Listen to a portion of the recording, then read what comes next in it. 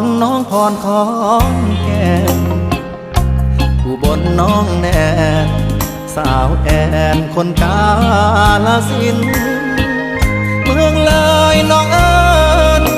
อำนาจเจริญน้องพิน101คนชื่อกระทินน้องนรินอยู่มุกดาหารสาวน้ำสกลสาวมนน้องคายสารคามน้องอายสาววิไลเป็นคนบึงกาฬโคราชน้องสมนครพนมน้องตาลชัยภูมิน้องแอคนนั้นสาวอันน้องหัวลำพูคิดฮอดทุกคนถึงโดนแล้วบ่พอนาเบอร์ที่ให้มายังเมมติดมือถืออยู่บ่ได้โทรหาบ่ได้แปล